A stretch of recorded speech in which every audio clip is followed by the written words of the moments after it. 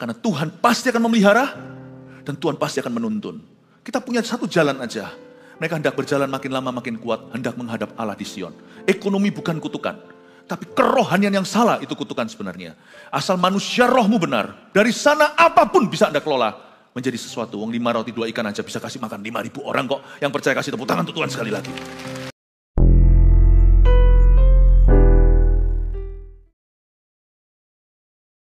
Kami menyadari waktu kami berada di hadirat Allah, kami berdiri sama tinggi, duduk sama rendah. Kami semua setara, ya Tuhan. Kami jadi mengerti betapa kami semua dikasih, Kau tidak pernah pilih-pilih kasih. Terima kasih Tuhan, Kau memberi kami kesempatan yang sama untuk hidup benar, untuk hidup memuliakan Allah. Pakailah hidup kami semua, pakailah jemaat ini Tuhan. Sampaikan sabdamu, beri kami perspektif yang datangnya dari tempat yang maha tinggi, sehingga kelakuan kami pun akan berbeda. Bapa, terima kasih, sembunyikan hamba-Mu di balik salib-Mu.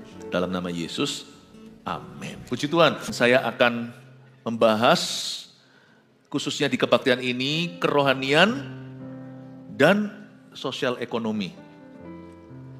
Orang miskin, orang kaya, mitos seputarnya, dan juga bagaimana kita harus bersikap jikalau kita tidak punya sesuatu atau jikalau kita berada.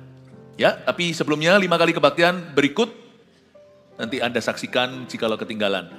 Kalau bisa juga mendobel ibadah, alangkah indahnya, lebih baik sehari di rumah Allah daripada di tempat lain. Kita sekarang bahas tentang tidak sok atau minder. Ciri-ciri orang Kristen sejati ya begitulah. Kalau Anda lihat orang Kristen yang sok, apalagi sok karena materi. Gak ada yang namanya sombong rohani karena ministry. Sombong itu gak rohani, rohani gak sombong. Kalau kita melihat orang Kristen yang sombong, itu error kekristenannya. Tapi jangan hakimi dulu. Mungkin dia sedang mengalami korsleting. Nanti dia akan bertobat. Mungkin dia bisa jadi dia tetap saudara seiman, keselamatannya tulen. Tapi kekristenannya mengalami gangguan. Karena mungkin dia gak fokus ke Tuhan, dan iblis berhasil untuk mengganggu imannya, dan sehingga dia tidak lagi, mungkin dia sudah tidak dekat sama Tuhan Yesus. Mungkin mengalami semacam pingsan rohani atau kekeringan. Orang bisa berubah loh ke sifat lama. Jadi please kalau kita dengar, kita tahu ada orang-orang begitu, doakan. Jangan hakimi mereka dulu, let's pray for them, supaya mereka mengalami pertobatan sekali lagi. Ya. Tetapi kalau orang Kristen itu sok terus dan terus menerus sombong dari sejak awal resumenya gitu. Sejak pertama kali dia mengaku dirinya Kristiani itu sombong sekali sampai hari ini. Kita patut meragukan, sana Kristen sungguhan atau Kristen abal-abalan. Sebab Kristen dan sombong itu enggak jodoh. Sebab Kristus tidak sombong. Jadi jangan sok. Dan juga tidak boleh minder. Orang minder sama orang sombong itu sebenarnya sama. Satu koin yang sama tapi dua sisi yang beda. Bedanya orang sombong punya sesuatu yang disombongkan. Punya materi misalnya. Orang minder gak punya apa-apa tapi iri sehingga berkata enak aja orang itu. Tunggu ya sampai aku suatu hari berhasil. Biasanya orang minder kalau dapat sukses, sombongnya lebih sombong dari orang sombong. Paham maksud saya? Tapi sebenarnya orang minder lebih baik daripada orang sombong, karena tidak ada yang disombongkan. Ya, tidak boleh sok atau tidak boleh minder. Mari kita sekarang belajar firman Allah yang ditemukan di surat Yakobus pasal yang pertama, ayat yang ke-9 sampai 11. 3 ayat dulu, sebagai ayat mas. Di bahasa Indonesia, Alkitab kita LAI bunyinya, ada tambahi tajuk begini, keadaan rendah dan keadaan kaya. Saya baca, ayat 9. Baiklah saudara yang berada dalam keadaan yang rendah, bermegah karena kedudukan yang tinggi. Dan orang kaya karena kedudukan yang rendah, sebab ia akan lenyap seperti bunga rumput. Karena matahari terbit dengan panasnya yang terik, dan melayukan rumput itu sehingga gugurlah bunganya dan hilanglah semaraknya. Demikian jugalah halnya dengan orang kaya. Di tengah-tengah segala usahanya, ia akan lenyap.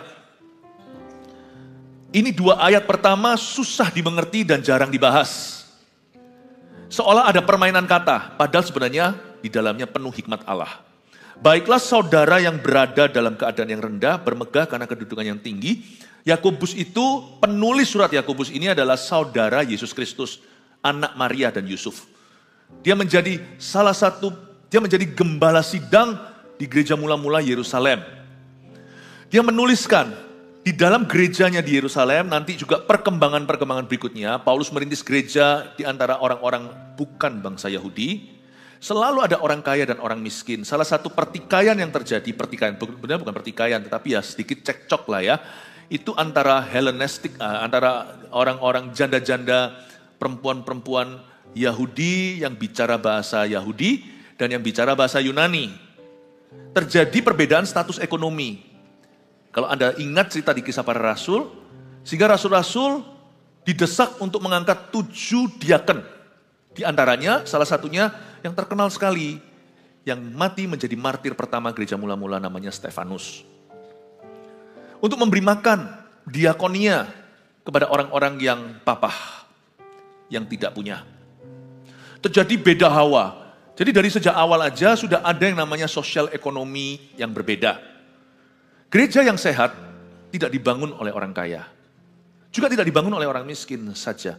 Tapi dibangun oleh orang miskin dan orang kaya yang takut akan Allah. Dan yang cinta jiwa-jiwa. Gereja kita juga sama. Gereja kita ini dibangun oleh persembahan hidup seluruh jemaatnya, kaya atau miskin, Indonesia Barat sampai Indonesia ke Timur, sampai ke bangsa-bangsa malahan hari ini. Tetapi kita harus mengerti bahwa kaya miskin itu adalah term yang diciptakan oleh manusia. Sebenarnya tidak ada orang yang kaya, yang ada adalah orang yang lebih kaya. Gak ada orang miskin, yang ada hanyalah orang yang lebih miskin. Ada orang miskin, kalau definisi taraf di bawah taraf kemiskinan itu berarti kehilangan atau tidak punya sandang, pangan, papan. Tidak punya sandang, pakaian. Telanjang bukan karena sakit jiwa, tetapi memang gak bisa beli pakaian. Ada beberapa tempat yang seperti itu di dunia ini, zaman dulu Mesirnya. Saya gak tahu sekarang, saya gak ngikuti Mozambik di Afrika. Yang buncit perutnya air bersih pun tiada. Susah. Pangan, makanan karena kelaparan, papan karena tidak punya rumah, bukan karena homeless di jalanan by choice atau oleh karena pilihan. Karena memang yang beredar uang di jalanan itu ada mafianya, itu jumlahnya miliaran setiap hari. Gak tentu sungguh-sungguh orang miskin karena nasib, tapi karena memang justru membisniskan belas kasihan. Kecuali orang-orang yang tidak punya sandang pangan papan bukan karena kehendak mereka, maka jarang kita bisa katakan seseorang itu miskin. Lebih miskin mungkin dari orang lain. Tidak sekaya orang-orang tertentu, apalagi yang cuma 1% di dalam masyarakat. Ekonomi mungkin dipegang dengan segelintir orang. Tapi orang miskin yang sungguh-sungguhan ada di dunia ini, bisa jadi karena korban perang. Biasanya ada masalah-masalah sosial di negara mereka, misalnya terjadi civil wars. Terjadi perang saudara. Maka sungguh-sungguh kemiskinan itu suatu realita. Sebenarnya miskin itu perasaan, kalau bukan karena sandang pangan papan. Kaya juga perasaan gaya. Karena kita merasa kita lebih kaya dari orang-orang tertentu atau orang banyak. Tapi ada pepatah dalam bahasa Chinese, isan yu isan kau. Gunung, ada gunung yang lebih tinggi. Semeru, jangan gaya, ada Himalaya. Saya mau Anda mengerti dulu bahwa term ini susah. Supaya kita mengerti bahwa, supaya kita jangan sampai menjadikan materi kita, status kita, apalagi di hadapan Allah. Bahaya. Never do that. Misalnya kalau disebut kaya itu apa? Saya masuk ke filosofi dulu ya. Saya ajak Anda berfilsafat, tapi filsafat firman, bukan filsafat manusiawi. Bukan filsafat manusia, tapi filsafat kebenaran. Kalau misalnya, contohnya, 1 miliar itu, orang punya 1 miliar itu kaya. Kaya deh, yang punya 1 M. Oke, kalau kita yang punya 999.900.000, kaya nggak? Oh ya tetap kaya lah, kan cuma bedanya 100.000 doang. Oke. Kalau kita yang punya 990 juta, jarak 10 juta, kaya nggak? Ya masih kaya lah, kenapa? Ukurannya siapa? Kita lah. Waduh, aku kalau punya uang segitu, bisa tutup utangku. Oke, 990 kaya ya, berarti 800 juta kaya nggak? Oh ya kaya. Oke, terus turunin lagi, 800 juta kaya, oke ya, udah ya, itu ya, batasnya ya, lebih dari itu perlu visa loh, perlu imigrasi. 799 juta kaya nggak? Ya masih kaya lah. Tunggu dulu. Kalau orang itu tadi beranjak dari 1 miliar, 799 juta, dia merasa dia sudah jatuh, aku kehilangan 200 juta. 201 juta. Wah sakit hati nih, kalau itu hilang di meja judi. Tapi kalau kita nggak punya 100 juta, kita lihat, wah 790 juta ya aku kaya tetap. Saya mau ajak Anda untuk bingung. Semua itu rekayasa. Kecuali sandang pangan papan. Saya tidak meniadakan fakta dan realita bahwa ada orang yang tinggal dalam taraf kemiskinan, di bawah taraf kemiskinan. Biasanya juga karena korban perang. Jadi masalah sesungguhnya itu tidak selalu ekonomi. Bisa juga terjadi karena war in the land. Terjadi persoalan politik yang serius di negeri. Kelaparan juga bisa karena bencana alam. Ya, bisa juga karena itu. We have to look into the real problem. Setiap problem ekonomi itu pasti ada problem yang mendasari. Itu pasti ada sesuatu. Paham ini ya Bapak Ibu ya? Tapi kalau kita tidak punya masalah sampai pada taraf sandang pangan papan, nggak apa-apa hidup kontraan, tapi masih bisa ngontrak. Kita harus bisa merangkak dari sana, bersyukur dulu dan mengelola talenta dan percaya Tuhan sanggup memberkati kita dari situ. Berikan tepuk tangan untuk Tuhan Yesus. Yang penting hatimu tidak iri. Saya masa yang punya 1 miliar tadi. Nah tadi itu belum selesai loh saya ajak Anda bingung. 790 juta turunkan terus sampai 100 juta. Ulang lagi seperti 1 miliar tadi. Kalau 100 juta, kaya nggak? Ya kaya lah. 99 juta gimana? Jarak cuma 1 juta. Turunin sampai 100 ribu. Kaya nggak 100 ribu yang punya 100 ribu? Kalau ada orang tukang parkir liar di jalan, Anda kasih 100 ribu, dia langsung merasa hari itu dia fungsi fatcoy. Satu mobil parkir 5 menit kasih 100 ribu. Kaya lah. It depends my friend. It depends. Anda lihat dari perspektif apa? Jangan lihat orang lain. Lihat Tuhan dan lihat Anda beranjak dari kilometer mana. Jangan iri sama yang di atas. Jangan gaya sama yang di bawah. Kelola hidupmu dalam takut akan Allah. Puji Tuhan untuk sandang pangan papan. Asal ada makan. Kata tertulis di Perjanjian Baru. Asal ada pakaian. Beranjak dari situ. Talentamu bisa bertumbuh. 1 talenta, 2 talenta, 5 talenta bisa menjadi 4 talenta dan 10 talenta. Dan pastikan hidup kita itu berjalan sesuai dengan firman Allah. Hidup dalam firman itu lebih baik dari yin dan yang. Sebab Tuhan kita itu seimbang.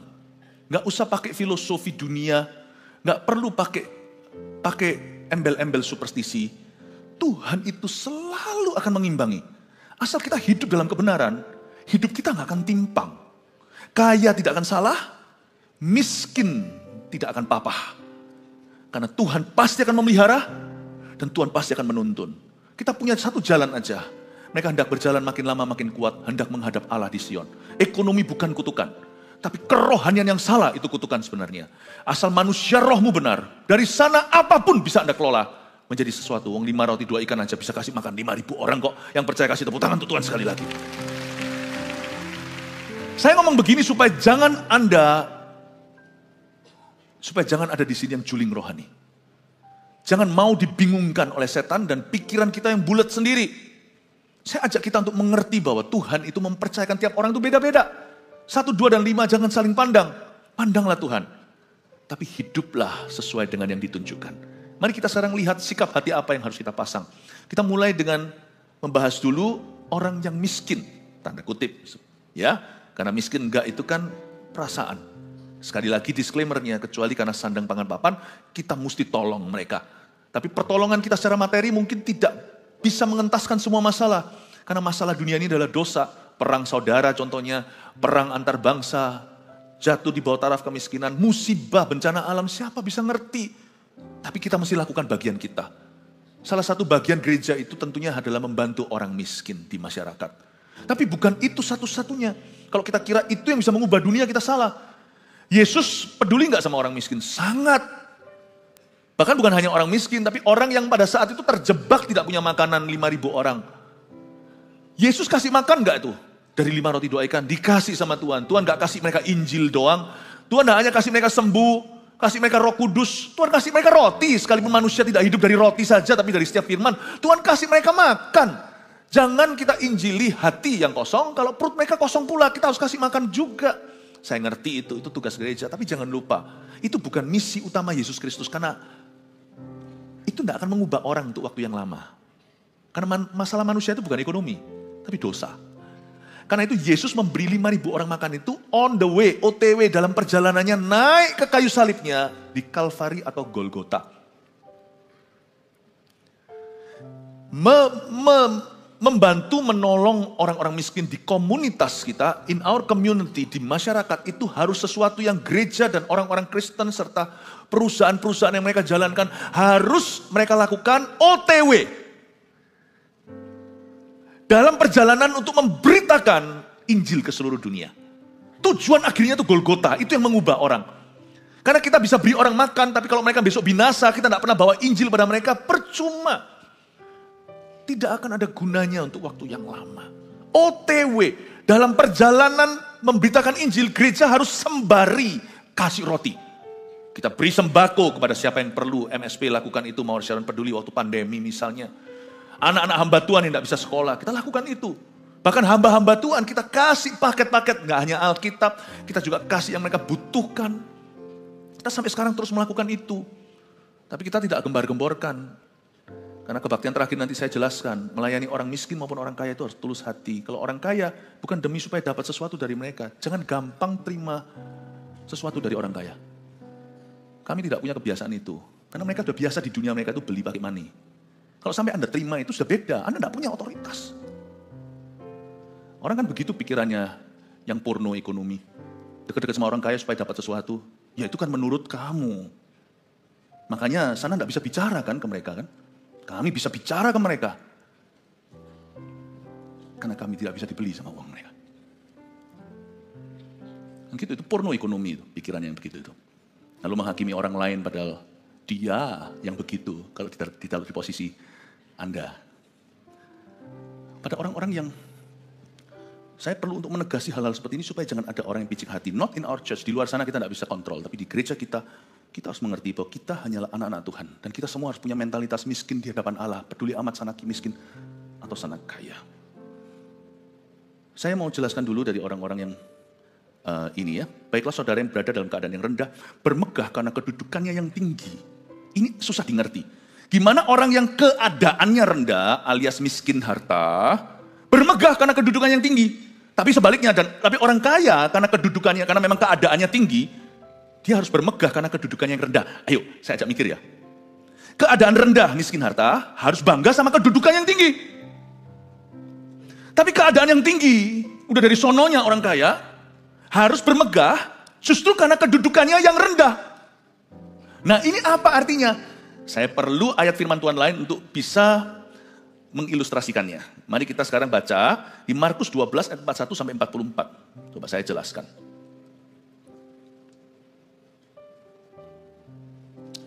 Persembahan seorang janda miskin. Pada suatu kali Yesus duduk menghadapi peti persembahan dan memperhatikan bagaimana orang banyak memasukkan uang ke dalam peti itu. Banyak orang kaya memberi jumlah yang besar. Lumrah lah. Ya, itu memang keadaannya. Mereka memang bertindak sesuai dengan keadaan mereka. Dan ayat ini tidak ditulis untuk mempermalukan mereka. Tetapi bukan kebanggaan ekstra. Karena memang mereka menjadi diri mereka sendiri. They were just being themselves. Saya ulangi, suatu kali Yesus duduk menghadapi peti persembahan dan memperhatikan bagaimana orang banyak memasukkan uang dalam peti itu. Yesus itu ada di peti persembahan dan dia melihat bagaimana kita memberi. Banyak orang kaya, tidak semua tapi, orang kaya yang kikir juga banyak. Jadi saya sebenarnya kalimat berikut ini, banyak orang kaya memberi jumlah yang besar ini adalah kalimat pujian. Bahwa mereka ini punya yang namanya generosity, a generous heart. Punya hati yang murah hati. Banyak orang kaya memberi jumlah yang besar. Ya, tapi bukan kemuliaan ekstra. Lalu datanglah seorang janda yang miskin, inilah kon cerita. Lalu datanglah seorang janda yang miskin dan ia memasukkan 2 peser yaitu 1 duit. Maka dipanggilnya murid-muridnya dan berkata kepada mereka, aku berkata kepadamu, sesungguhnya janda miskin ini memberi lebih banyak daripada semua orang yang memasukkan uang ke dalam peti persembahan. Kalkulasi Tuhan ini beda. Dia berkata, satu orang ini persembahannya melebihi dalam neraca Allah semua orang kaya tadi yang memasukkan uang ke dalam peti persembahan ini. Kok bisa? Ini bukan hitung persembahan, tapi Tuhan ingin memberi kita sebuah pelajaran yang luar biasa. Sebab mereka semua memberi dari kelimpahannya, karena orang kaya yang banyak tadi itu memberi banyak pula, karena mereka memberi dari kelimpahannya, sudah selumrahnya, sudah sepatutnya. Tapi orang kaya yang kikir akan dicerca oleh masyarakat. Tapi orang kaya yang memberi hartanya, itu sudah sesuai dengan aplikasi dan ekspektasi semua orang. Oke, tapi janda ini mengejutkan semua orang. Bahkan Yesus pun seolah-olah terkejut padahal beliau maha tahu. Karena tidak ada orang expect dia akan begitu. Tidak ada orang mengharapkan. Tapi janda ini memberi dari kekurangannya. Semua yang ada padanya yaitu seluruh nafkahnya. Ayat 42 diulangi, lalu datanglah seorang janda yang miskin. Coba bayangkan intimidasi di ruangan itu. Misalnya itu ada suatu persekutuan doa konglomerat semua. Kantong persembahan diberikan, pikiran janda itu bisa seperti ini. Kalau ini dia mikir begitu, ini mental kemiskinan. Kemiskinan itu bukan soal harta tapi mentality. Tapi Tuhan memuji janda ini karena dia tidak punya mentalitas demikian. Kalau kita jadi janda itu pasti mikir apa? Persembahanku itu apakah ada bedanya aku kasih atau enggak? Ayo. Jikalau kantong ya, cara gereja lama kolekte beredar, saya yakin kalau sana nulis cek itu miliar, yang sini masukkan ratusan juta minimal atau puluhan juta atau jutaan, masukin semua. Waktu kantong itu sampai ke kita yang melarat, saya yakin kita tidak akan kasih. Kenapa? Apa bedanya aku ngasih atau enggak? Iya kan? Tapi yang membuat Tuhan kagum adalah perempuan ini ngotot. Enggak boleh. Mereka kaya, ya sudah. Itu kan memang mereka punya banyak harta. Tapi aku kan juga punya harta. Aku tidak boleh pass on this. Saya tidak boleh melewatkan kesempatan untuk mulia karena memberi kepada Allah. Dia mau bermegah atas kedudukannya yang tinggi. Aku juga seorang pemberi. Aku juga anak Abraham. Misalnya kalau Anda 5 bersaudara, 4 itu konglomerat, satu-satunya yaitu kita yang melarat. Papa keluar, kita ajak makan, ya. Lalu habis itu, karena 4 saudaramu itu semua kaya raya, mereka yang menentukan di restoran bintang 5. Uang saya hitung-hitung, cuman mampu kasih makan papa mama di tempat yang sederhana. Semoga papa mama menerima persembahanku ini. Lalu saya ngomong sama koko-koko saya, saya tidak mau berbelas kasih, karena biasa yang namanya kalau orang miskin secara harta lalu minder itu biasa. Aku tidak punya apa-apa, tidak punya. Aku tidak bisa. Kalau ngomong sama orang minder itu susah, kita jadi salah tingkah. Ya kan tidak seperti sana, bisa gitu. Kita harus jawabnya gimana? Pernahkah Anda digitukan sama orang? Ya kan saya nggak seberuntung sana, gitu. Soalnya, aduh bisa makan di restoran. Nggak enak kan? Nggak enak. Kita ajak mereka makan, kita ajak orang makan, lalu habis itu, ya saudara kita mungkin ponaan atau mungkin sepupunya, iya ya kalian kan makmur ya, bisa makan di restoran gini. Jadi nggak enak makan itu jadi rasa bersalah. Aku makan sup ini dosa. Doa jadi lama sebelum kita itu doa berkat, sebelum kita doa makan. Tuhan, kita harus demi sungkan. Kita doa untuk semua misionaris yang ada di rimba-rimba. Dan pada semua misionaris di desa-desa. Kayak rasa berdosa gitu loh. Order nasi goreng ekstra, apalagi ada seafoodnya. Apalagi kalau nanti komentarnya begitu, ya nak ya, kita bersyukur hari ini bisa makan begini. Kapan seumur hidup kita bisa makan begini? Nggak seperti keluarga ini ya, Om ya. Keluarga Om ini bisa makan gini setiap minggu. Kita jadi nggak enak semua. Bahasa gitu tuh biasa. Keluar dari orang yang merasa dirinya miskin. Not this woman. Siapa bisa sangkali? Memang keadaannya rendah. Orang lain kasih banyak, kasih miliar. Dia ini sepeser uang, cuma dua duit. 2 duit yang hitungannya sepeser uang, ya kan? Yang memasukkan 2 peser kembali, yaitu 1 duit. Tapi waktu dia lihat, uangnya nggak cukup.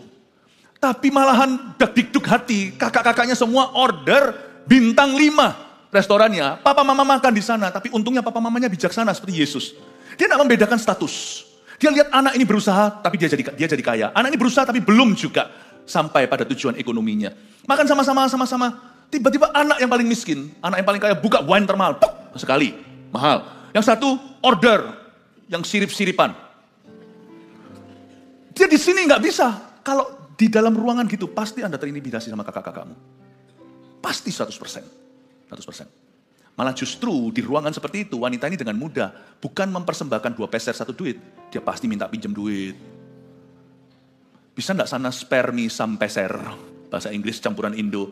Bisa enggak? Saya dapat sedikit lah, 1-2 peser lah. Kan sana kaya kan? Kalau yang gitu terdengar di masyarakat. Orang Kristen kalau enggak lebih bagus dari itu, enggak bisa memuliakan Tuhan. Orang Kristen yang miskin ada.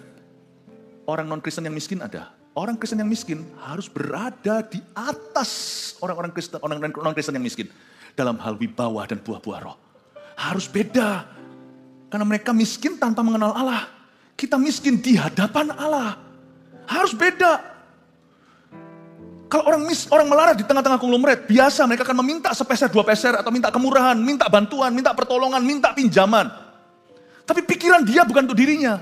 Oke, sana punya banyak miliaran, aku cuma punya satu duit, yaitu 2 peser aja. Aku gak bisa beliin papa mama abalon. Aku gak bisa beliin papa mama makanan yang mahal. Aku gak bisa beliin papa mama anggur yang termahal. Gak apa-apa. Papa mama, dia memaksa. Izinkan saya, separate bill, aku gak mampu bayar. Ngomong sama kakak-kakaknya, lu orang bayarin itu. Izinkan aku, Pak, Ma, belikan dessertnya. Oh, makanan hidangan penutupnya. 1 pia. Kalau sampai tak dibuka di menunya, aduh, harganya kok seperti gajiku. Turun ke supermarket terdepan, pia kacang hijau itu kan murah. Tapi kita ingat waktu kecil dulu papa mama belum gimana, suka makannya itu. Pak, tunggu ya, aku turun. Tak beliin papa pia. Papanya terharu. Oke, dan dia kasih 2 peser 1 duit, all he's got, untuk belikan pianya ke papanya. Supaya dia merasa, aku enggak perlu dibelas kasihin, Hani. Ci, aku enggak perlu dibelas kasihani. Bukan sombong, bukan. Aku berusaha kok. Aku cuma punya sepeser, 1 duit, 2 peser ini bukan karena aku itu ngutang sama orang, bukan karena aku jatuh bangkrut, tapi memang aku pelan dapat profitnya. Aku enggak perlu dikasihani. Kalau aku perlu minta tolong, pasti aku minta tolong sebagai keluarga. Tapi ini sekarang adalah hari besarnya papa mama. Kalian bisa kasih makan karena kalian punya uang. Puji Tuhan, aku bersyukur untuk kamu. Sukses ya, Ko. Tapi aku masih mau beli, aku bisa beliin papa kacang hijau, pia kacang hijau. Aku enggak mau ketinggalan. Ini adalah suatu kedudukan yang tinggi. Aku sama anaknya di antara kita berlima. Aku mau berbuat sesuatu untuk ayahku. Thank you. Kalian take care bil-bil yang lain yang aku tidak bisa dengan persembahan yang banyak. Aku bersyukur punya saudara seperti kalian. Papa mama terpelihara. Tapi aku pasti akan berbakti. Yang kayak gitu nggak kedengaran. Biasanya kalau melarat di tengah konglomerat, pasti minta bantuan. Dia enggak, aku mau mengambil bagian. Kolektor kalau lewat misalnya. Nggak mungkin, apa bedanya? Sana ngasih situ ngasih segitu. Apa bedanya yang kucemplungkan, kumasukkan di sini atau tidak? No, beda nggak beda? Hanya ini Tuhan persembahanku. Orang bisa memberi dari kelimpahan. Aku mau ambil bagian dalam pekerjaan Tuhan. Aku tetap akan memberikan. Itu beda. Itu mentalitas namanya. Kaya itu kan miskin hanya harta atau hanya materi. Mentality itu pilihan hati. Bapak Ibu Saudara, kenapa kamu tidak terintimidasi di tengah-tengah orang-orang kaya luar biasa di satu ruangan? Dia tetap maju, mungkin dengan agak minder-minder, tapi dia tidak ikuti keminderannya. Dia masukkan persembahan itu di hadapan Yesus. Dia masukkan ke sana dengan tulus. Dan Yesus berkata, yang ini berguna, persembahan ini. Yang ini mulia. Karena ini lebih banyak, ini jauh lebih berguna. Ini bisa tutup berbagai macam bills. Tapi aku tidak akan pernah lupakan orang ini memberi. Jikalau orang ini kuberi kekayaan, mereka akan memberi lebih dari orang-orang kaya ini. Cuma dia belum diberikan berkah itu aja sama Tuhan. Paham maksud saya Bapak Ibu Saudara? Dari sini kita mengerti ayat ini. Berbahagialah, baiklah saudara yang berada dalam keadaan yang rendah. Bermegah karena kedudukannya yang tinggi.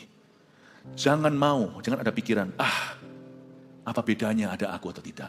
No. Pengabdian kepada Tuhan itu personal.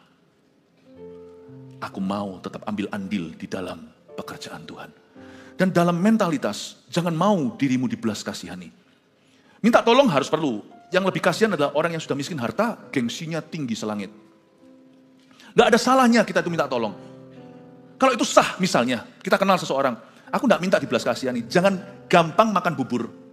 Ada pepatah Chinese bilang begitu. Jangan makan nasi lunak. Tapi kalau misalnya saya berada di dalam himpitan ekonomi, dan saya masih punya jiwa di dalam raga saya, tubuh saya masih kuat bekerja. Mau kerja apapun silakan, asal sah. Saya tidak akan malu akan pekerjaan saya. Mau pekerjaan saya legal. Misalnya saya dulu berada di status tertentu lalu saya jatuh. Tapi demi menyambung kehidupan untuk anak-anak saya, keluarga saya nggak peduli. Mau saya nguli kek, mau saya apa kek, saya akan lakukan itu. Nggak ada pekerjaan haram itu nggak ada kecuali kriminalitas. Misalnya teman-teman saya dulunya itu saya piutangi.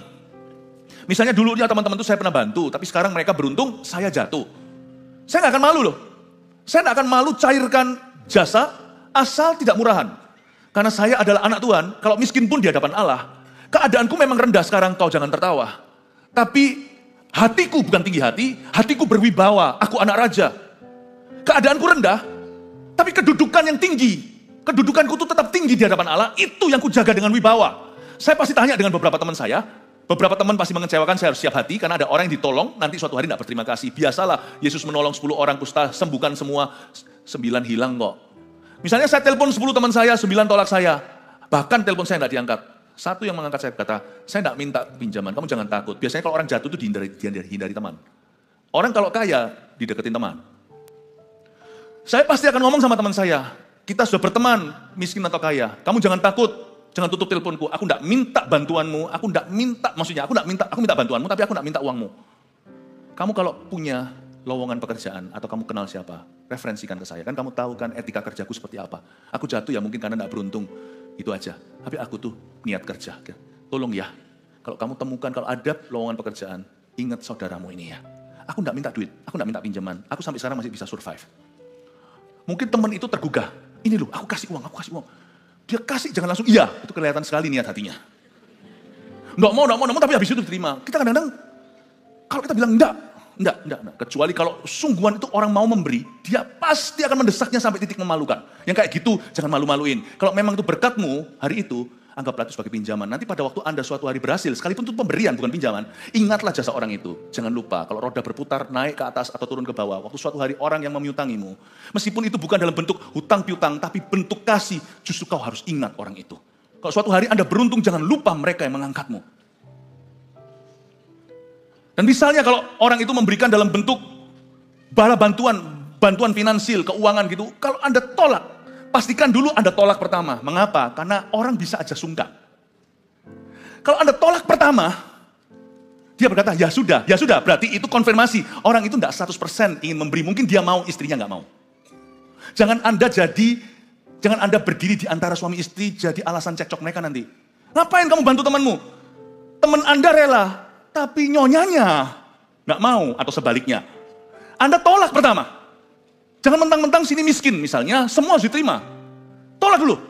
Setelah Anda tolak, dia tetap paksa sampai pada titik dia berkata, saya dan istri saya sudah sepakat, ini memang untukmu, ya sudah. Ketika Anda terima, Anda berkata terima kasih. Tapi tujuan utamamu bukan money. Kalau Anda telepon orang begitu, aku minta kerjaan. Kalau memang sana ada kerjaan, tolong beritahu saya. Saya siap.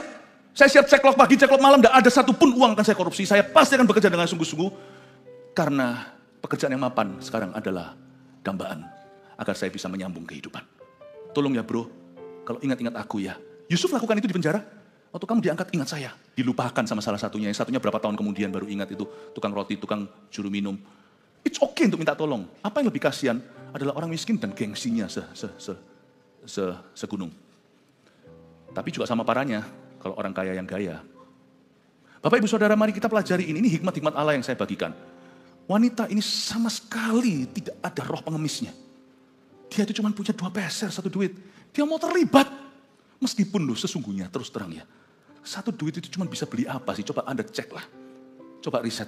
2 peser itu bisa beli apa di bait Allah? Itu gak bisa mempersembahkan korban bakaran. Paling cuma bisa beli di pasar situ burung kecil, burung gereja itu untuk dipersembahkan. There's nothing. Tapi Tuhan puji dia berkata orang ini tidak ada roh beggarnya itu tidak ada. Ini adalah orang yang keadaannya rendah memang. Memang iya. Tapi dia bermegah atas kedudukan yang tinggi. Aku anak Abraham. Bukan gengsi yang bodoh dan konyol seperti yang saya tadi ceritakan dan peringatkan jangan kita menjadi orang demikian. Tetapi orang ini tidak ada roh mengasihani diri sendiri. I love this. Mari, kalau kita memang harus miskin hari ini, setiap kita pernah di sana. Dan jangan pernah kita merasa bahwa harta adalah suatu jaminan yang pasti. Karena kita semua juga bisa kembali ke situ. Naik ke atas, ingat Tuhan. Turun ke bawah, jangan lepaskan Tuhan. Sana anak Abraham. Kalau kita memang harus miskin, mari kita miskin di hadapan Allah. Kita berwibawa. Karena karakter kita tidak ada hubungan dengan materi. Mentalitas itu adalah kekayaan karakter sesungguhnya. Kerohanian, ciri-ciri orang Kristen sejati tidak ngaruh 100% harta naik atau harta turun. Tidak sampai ke core atau tidak sampai ke pusat manusia rohnya. Tidak terjamah. Saya ajak Anda sekarang melihat dari sisi orang kaya. Ayat 10, dan orang kaya karena kedudukannya rendah sebab ia akan lenyap seperti bunga rumput. Orang kaya keadaannya kan tinggi. Dia harus bermegah karena kedudukannya yang rendah. Saya kasih ilustrasi. Buka sekarang dengan saya di Lukas 14 ayat 7 sampai 11. Lukas 14 ayat 7 sampai 11. Jadi ayat ini Yesus bukan anti kaya, bela miskin loh ya. Enggak sama sekali. Apalagi di kitab Yakobus ini seperti yang saya katakan tadi di gereja mula-mula Sampai gereja-gereja non-Yahudi selalu ada orang kaya dan orang miskin yang sama-sama menyembah di satu gereja. Misalnya beda profesi pun ada yang jomplang sekali, misalnya Filemon dan Onesimus. Yang satu adalah tuan, yang satu adalah hamba. Yang satu orang yang sangat berkuasa, dia cikal bakal GMS sampean. Gerejanya Paulus di Kolose itu betul-betul yang buka jalan, yang menyediakan tempat, karena memang dia punya berkat, memang ada tempat. Gereja Kolose itu bermula dari rumah orang-orang seperti ini. Dari rumah Onesimus. Dari rumah Filemon. Lalu Onesimus itu tawanan, hamba pelarian, lalu ditangkap, masuk penjara. Sama-sama worship di gereja yang Paulus dirikan. Sama-sama. Ini bukan tentang orang miskin atau orang kaya, ini tentang orang Kristen. Ini bukan ciri orang Kristen, miskin atau orang kaya. Makanya saya bingungkan Anda dulu pertama-tama. Tidak ada yang namanya term kaya miskin itu, tidak ada. Itu buatan manusia, kecuali sandang pangan papan. Sudah mulai di level itu ya, goyang. Sampai tinggal di jembatan, bukan karena sakit jiwa, bukan karena apa, tapi memang sungguhan nggak ada tempat. Lain cerita. Bahkan di negara-negara besar pun itu juga nggak tentu. Ada orang pernah interview orang di jalanan, dia berkata karena dia dapat yang namanya welfare dari pemerintah itu lebih besar daripada kalau dia kerja UMR. Berapa orang memilih nganggur di zaman pandemi di pemerintah-pemerintahnya yang sungguh-sungguh bertanggung jawab, misalnya Selandia Baru, Australia, begitu-gitu ya. Saya nggak tahu ya, saya mungkin kalau salah, pasti ada. Saya belum melakukan semua risetnya tentang itu, tetapi intinya ada orang-orang yang memilih untuk tidak bekerja karena dapat tunjangannya lebih gede. Sekali dia kerja, hilang itu privilege-nya. Dan UMR-nya tidak melebihi welfare-nya. Jadi sangat tricky, ada orang-orang yang memilih begitu. Tapi ada orang yang tidak punya pilihan, nah itulah taraf kemiskinan. Nah yang itu harus kita bantu. Tapi sekarang ini bukan soal miskin atau kaya, bukan. Ini bukan ciri orang miskin atau orang kaya, ini ciri orang Kristen yang sejati ketika mereka kaya atau miskin. Sekarang kita lihat orang kaya bagaimana harus bermegah karena kedudukannya yang rendah. Apa maksudnya? Lukas 14 ayat 7-11, tempat yang paling utama dan yang paling rendah. Karena Yesus melihat bahwa tamu-tamu berusaha menduduki tempat-tempat kehormatan. Ia mengatakan perumpamaan kepada mereka, figure of speech. Ya, ini adalah ilustrasi. Kalau seorang mengundang engkau ke pesta perkawinan, janganlah duduk di tempat kehormatan. Sebab mungkin orang itu telah mengundang seorang yang lebih terhormat daripadamu. Supaya orang itu yang mengundang engkau dan dia jangan datang dan berkata kepadamu, berilah tempat itu kepada orang lain. Lalu engkau dengan malu harus pergi duduk di tempat yang paling rendah di depan semua mata ya. Sorry kok. Ya, ini bukan tempat engkau. Berdiri. Kamu gak tahu aku siapa ya? Nah biasanya itu gak mungkin orang miskin gitu. Orang miskin lebih baik, mereka gak mau diketahui. Bedanya mobil, ini cuma ilustrasi ya, ini gak sungguhan. Kaca film, kalau orang mau banggakan diri, kacanya dibuat transparan. Tapi kenapa kalau orang ketangkep, misalnya ditangkep karena kriminalitas, tutup semuanya. Karena ketika orang di posisi bawah, dia tidak mau cerita. Tapi ketika dia di atas, dia mau bangga. Bapak ibu saudara, orang yang berkata, lu gak tahu gua siapa, itu biasanya bukan orang miskin. Tapi orang yang berada, berpengaruh, punya kedudukan yang tinggi. Dan orang ini Tuhan berkata, kamu jangan cari tempat yang terutama. Ayat 10, tapi apabila engkau diundang, pergilah duduk di tempat yang paling rendah. Ingat tadi, dan kepada mereka yang kaya, hai saudara-saudara, kepada Anda yang berada, firman dengan jelas dan tegas berkata, bermegahlah karena kedudukanmu yang rendah. Carilah tempat duduk yang bukan paling utama. Mungkin tuan rumah akan datang dan berkata kepadamu, sahabat silakan duduk di depan. Dan dengan demikian kau akan menerima hormat di depan mata semua tamu yang lain. Sebab barang siapa meninggikan diri, ia akan direndahkan. Dan barang siapa merendahkan diri, ia akan ditinggikan. Ini bukan berarti kita menyangkali kekayaan yang diberikan oleh Tuhan. Dan yang kita peroleh akibat karena kita mengelola hidup kita dengan benar. Ada pepatah berkata begini di kitab Amsal. Ada orang yang hemat-hemat, kikir-kikir, ya pelit-pelit, semakin berkurang hartanya. Tapi ada orang yang menyebar harta semakin bertambah. Give, it will come back to you. Berikan, itu akan kembali padamu. Good measure, press it together, running over. Suatu takaran yang kau pakai dalam pemberian. Itu sampai kau tekan-tekan seperti zaman dulu. Kalau orang mau isi bensin, perjalanan jauh, tidak mau isi lagi. Mau tahu, mobilnya itu digoyang-goyang supaya kiranya minyaknya itu bisa turun lebih bawah supaya memberi ruang banyak. It will come back to you. Tuhan akan limpahkan. Ya. Misalnya kalau kita memperoleh harta yang halal, karena berkat Allah, susah payah tidak mengikutinya, jangan takut untuk Anda menikmatinya dalam takut akan Allah. Nggak usah takut orang iri, karena sebenarnya manusia itu bisa saling menuntut, tapi Tuhan hanya menuntut mereka hidup benar dalam konteks mereka. Orang yang punya 1 talenta mawas diri dengan 1 talenta itu dan nikmati upahmu per hari itu dari Kristus. Jangan lupa kata pengkhotbah, makan minum dengan orang-orang yang kau cinta, itu juga bagian dari berkat Allah.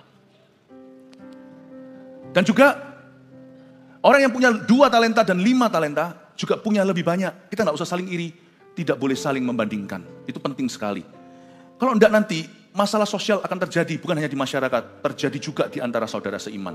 Ketika mata tidak lagi menuju pada Kristus, disitulah banyak sekali komplikasi. Bapak ibu saudara, kalau Allah memberimu harta, Anda nikmati. Ada orang berkata, kata Yudas, ini kan pemborosan. Mestinya hartanya itu minyak narwastu yang dipecahkan, itu harganya setahun gaji. Hanya untuk satu ritual membasuh kaki Yesus. Ngapain sih buang-buang untuk dekorasi? Dekorasi ini, dekorasi itu. Itu kalau dijual kasih orang miskin. Sedangkan Yudas yang ngomong gitu tidak pernah jual apa-apa untuk orang miskin. Pada waktu Yudas berkata demikian, dia bukan peduli sama orang miskin, tapi memang hatinya dia tidak cinta sama Tuhan. Tuhan berkata, orang miskin akan selalu ada di antaramu. Gak apa-apa perempuan ini lakukan begini, karena memang ini kairos momennya dia. Ini memang berkatku untuk dia curahkan ke kakiku. Tuhan tidak pernah anti. Jadi kalau Anda diberi berkat, nikmatilah. Nikmatilah. Tapi nikmatilah dengan cara yang benar. Namun demikian, sekalipun Anda bisa menikmati berkat yang tanpa susah payah bisa mengikuti, tetap kita harus selalu menargetkan yang namanya kedudukan yang rendah. Bawa diri demikian rupa. Kalau kita mau mengikuti semua ekspektasi manusia, bahkan kalau kita hanya pakai koteka pun orang tidak akan puas. Paham maksud saya? Sebenarnya lucu. Misalnya saya lebih tidak punya daripada orang di atas saya. Saya bisa dengan gampang kan tuding orang itu kalau ini dijual kan, ini dijual. Tapi kita terus pegang HP. Mana HP-nya? Kasih saya HP. Orang itu, ini HP ya. Begini, orang itu begini, mestinya ini dijual. Orang kalau begini terus mana bisa diberkati Tuhan? Karena dia tidak begini sama Tuhan. Tidak memandang Tuhan. Dan tidak mengelola. Dia tidak berserah, tidak fokus pada kerjanya, tidak pada dirinya. Begini terus kan. Saudara Anda? Betul, kita bisa menuding yang di atas kita. HP di tanganmu itu dijual juga bisa loh. Di Mozambik itu jadi air bersih. Dari sini kalau ada yang mau nanti mudik ke Medan, please jangan naik pesawat. Setiap dolar itu bisa sekolahkan anak di Mozambik. Tolong jalan kaki ke Medan dari Surabaya. Naik travel. Naik travel juga jangan, itu mobil, itu kemewahan. Mereka di Afrika itu jalan lewati kali-kali buaya. Jual itu, jual sepatunya. Besok gosok gigi, mandi pakai batu apung. Gosok gigi, jangan pakai sikat yang sama untuk kosek WC, kosek giginya. Nggak usah pakai odol. Ambil daun-daun yang agak ada wangi-wangi. Kalau sampai koteka pun kita tidak bisa entaskan kemiskinan dunia. Terima kasih HP-nya, mestinya dijual. Jangan turuti ekspektasi manusia. Nggak mari-mari. Hidup seimbang dalam Tuhan. Tapi sikap hati harus selalu mengejar keadaan yang rendah. Bukan keadaan apa? Kedudukan yang rendah. Maka Tuhan dikatakan sebab barang siapa meninggikan diri, ayat 11, ia akan direndahkan. Barang siapa merendahkan diri, ia akan ditinggikan. Bayangkan, saya kasih satu ilustrasi, misalnya dalam gereja. Misalnya kalau ada orang kaya di dalam gereja, ya datang. Orang kaya itu yang berhasil bisnisnya, biasa. Kalau yang pinter, seorang investor. Uang itu bekerja untuknya. Itu sudah bahasanya bisnis. Money is working for me. Nah kalau kita masuk ke gereja, only money is working for you. What's the difference? What's the difference? Apa bedanya? Tidak ada nilai ekstra. Tidak ada yang namanya kedudukanmu yang lebih tinggi. Karena memang itu sudah kedudukanmu yang tinggi di luar sana. Itu sama saja. Tidak ada upgrade apa-apa di dalam hadirat Allah. Karena biasa. Kalau kita money working for us itu lumrah. Toh uang pasti akan menuju sesuatu. Tapi misalnya kalau ada orang kaya, saya kasih contoh. Ya. Lalu habis itu datang berada di sebuah gereja. Meskipun money working for you, kita bisa memberikan persembahan contohnya. Tapi tangan kanan kau beri, tangan kiri jangan tahu. Kita memberi itu tulus kepada Yesus dan karena kita tahu dan mengerti misi tempat itu. Lalu kita mendaftar di Servolution. Misalnya jadi usher. Saya tidak pernah jadi usher di dunia saya, mungkin dia berkata. Di dunia aku semua orang melayani aku. Bahkan aku buat kopi sendiri aja nggak bisa kok. Buka pintu aja sudah ada 7 yang langsung bukain kok. Aku jadi usher, anterin orang ke tempat duduk. Orang-orang yang tidak sekaya aku misalnya. Itu justru nilai ekstranya. Amin. Misalnya suatu hari lagi arahkan satu orang. Dan orang ini kenalannya semua pejabat-pejabat tinggi. Lalu tiba-tiba ada satu orang namanya gereja. Itu bukan hanya rumah sehat. Tapi orang yang pertama kali datang juga banyak yang masih sakit. Lalu masuklah, ditutup masih yang sebelah sini belum, tunggu jemaat penuh sebelah situ. Buka, aku mau duduk di sana. Langsung nyala. Karena di dunianya nggak pernah dibentak siapa-siapa. Orang-orang tinggi-tinggi petinggi semuanya kan begini sama dia. Aku mau duduk di sana, aku mau duduk di sana. Hah? Kamu kok asyir yang jahat, ha? Jangan kepancing. Puji Tuhan itu ujian, keadaanmu sudah tinggi di luar situ, jangan kau bawa di hadirat Allah. Keadaanmu, carilah kok kedudukan yang rendah. Oh ya maaf ya Pak, maaf ya. Itu sesama teman asyir beberapa yang kenal Anda. Wow, ini orang yang bentak dia nggak tahu dia itu siapa. Saya berharap nanti suatu hari asyir di gereja kita itu juga ada di antaranya jenderal-jenderal. Tapi tolong simpan bintangmu. Di rumah Tuhan hanya ada satu bintang, bintang timur Yesus Kristus. Lalu setelah dibentak, lah kalau dia dibentak, keluar semuanya bodyguardnya. Kalau memang ada, suruh duduk di kantin bodyguardnya sebentar, cuti. Suruh jadi jemaat. Anda jangan ada kalau Anda pelayan Tuhan. Ya Pak, dijelaskan, mukanya mungkin merah, tidak pernah dia digitukan. Tolong Pak, ini daerah yang begini. Tapi akhirnya ketua Asher, yang jauh lebih miskin dari dia, berkata sama dia, biarin Pak, nggak apa-apa. Kita jangan geger kalau orang memang mau duduk di situ, nggak apa-apa kok. Tetap masuk surga gitu ya. Akhirnya diizinkan, oke baik silakan. Itu lain kali ya, jangan ketus-ketus kamu ya. Lalu duduk dia, iya Pak, mundur. Itu semua sampai istrinya pun bisa nangis lihat dia. Ini orang kalau di kantornya kayak gitu, matilah korban bakaran. Itu pertumbuhan. Kalau your money works, itu biasa. Di bisnis juga gitu. Lalu setelah itu, belum selesai nih ceritanya. Tuhan itu kan plot twistnya banyak. Suatu hari di kantor, Anda mesti interview staf baru. Ternyata orang yang bentak Anda itulah aplikannya salah satu. Masuk, copotlah jantungnya, Bapak. Iya. Silakan duduk. Jangan Anda hajar di tempat kantormu. Itu orang kalau bukan Kristen, atau dia cuma datang ke gereja, cuma simpatisan, dia akan mengagumi imanmu. Anda akan wangi. Akan membuat nama Kristus wangi. Itu baru Kristen sejati. Paham Bapak Ibu Saudara? 3 poin sini bawa pulang ke rumah. Semoga kita semuanya dalam roda ekonomi kita yang selalu akan berubah-ubah. Tidak pernah lupa bahwa kita pada dasarnya hanyalah orang Kristen yang sejati saja. 1, uang jangan dijadikan status dan alasan untuk sok atau minder. Beda satu orang dengan orang lain itu kaya dan miskin cuma satu kok. Masalah kita sama, sakit kita juga sama. Sakitnya orang banyak, orang kaya juga banyak. Ya. Makan terlalu banyak daging juga bisa jadi masalah. Sebenarnya bedanya kita dengan satu dengan yang lain, sini lebih banyak. Di akun banknya lebih keisi, sana enggak. Udah gitu aja. We are the same. Kita semua sama. Jangan dijadikan status atau alasan untuk sok atau untuk minder. Yang kedua ini penting. Orang Kristen yang kaya jangan gaya. Dan orang Kristen yang miskin, please jangan minder. Jemaat ini saya ajari. Yang kaya, belajar untuk memuliakan Allah. Dan kami tidak menyesali kekayaanmu asal diperoleh dengan benar. You bisa nikmati hidup. We are all happy for you. Ya, tapi yang miskin, jangan minder, please. Nanti Anda akan temukan di masyarakat, orang-orang biasa-biasa maka tidak berada. Tapi percaya dirinya dan tanggung jawabnya, wibawanya, itu jangan heran kalau berkeliaran di masyarakat itu yang kayak gitu. Itu jemaat-jemaat GMS terkasih. Kasih tepuk tangan untuk Tuhan. Yang ketiga ini penting. Orang yang sukses namun tidak bergereja dan melayani Kristus adalah orang yang gagal. Ini ayat 11. Saya ulang. Karena matahari terbit dengan panas yang terik dan melayukan rumput itu sehingga gugurlah bunganya dan hilanglah semaraknya. Demikian jugalah halnya dengan orang kaya. Paham ini? Ini bukan untuk orang kaya saja, orang kaya miskin sama aja ya, itu semua ilusi. Demikian juga halnya dengan orang kaya, di tengah-tengah segala usahanya, ia akan lenyap. Tuhan berjanji itu. Kecuali kalau kita membangun sesuatu yang nilainya kekal. Semua yang kau bangun akan lenyap di tengah-tengah umurmu.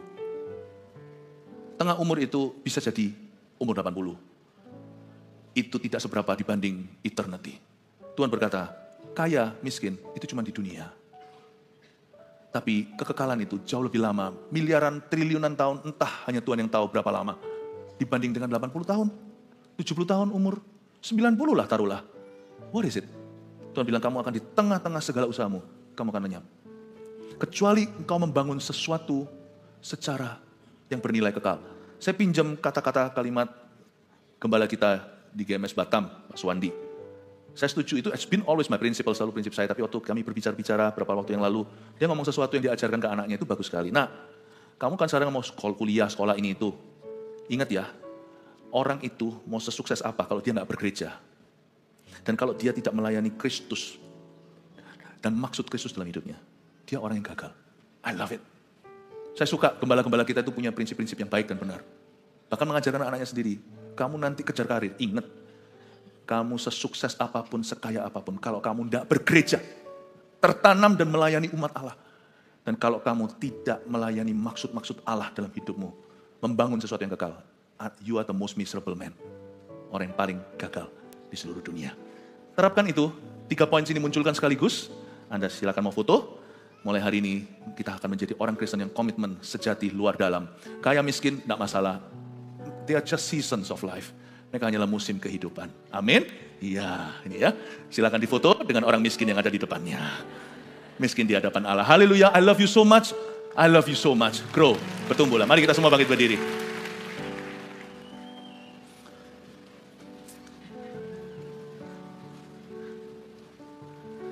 Suatu hari saya pernah pelayanan di Korea, 2009, long time ago, sebelum ada GMS di sana.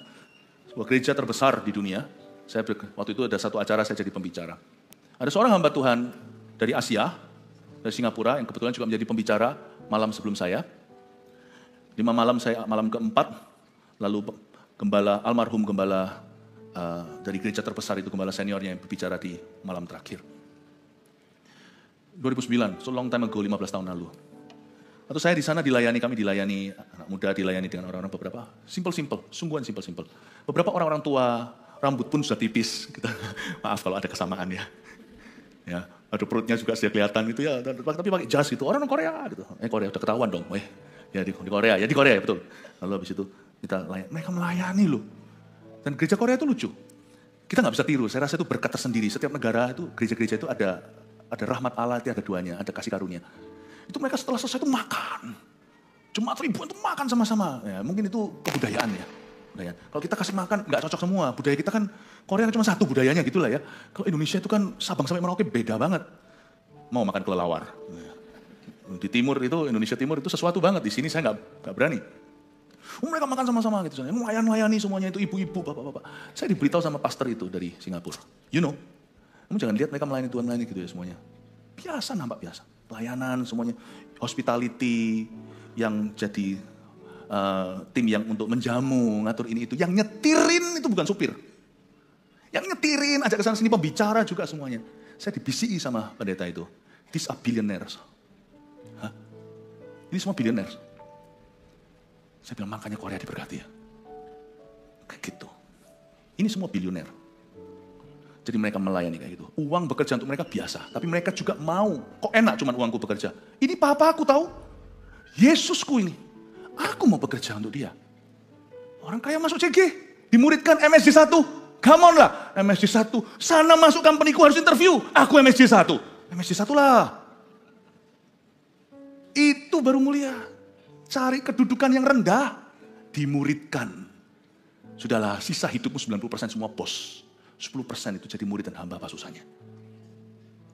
Itu baru persepuluhan hati. Why not? Saya diberitahu sama hamba Tuhan ini. These are all billionaires. Oh ya? Saya ngomong sama dia. Dan I will not treat them differently. Ini ketemu tetap sama siapapun melayani billionaire atau bukan. Nggak masalah kok buat kami. Kami itu selalu orang kemarin sama anak kecil. Orang kan kalau ada anak di situ. Salam gini. Saya lari ke sana salami lagi. Sama orang itu tidak boleh memandang muka. Makanya itu firman yang saya bagikan sekarang ini kalau seperti seorang papa yang edukasi anak-anaknya. Anda anak-anak Tuhan, saya bawa spirit Bapak, ajari gereja ini. Karena anak-anak visi GMS itu terdiri dari orang miskin dan orang kaya yang takut akan Allah. Jesus loves you so much. Saya berdoa supaya Anda bertumbuh dengan murni di tempat ini. Kalau Anda mau tumbuh dengan murni, ini gereja untukmu.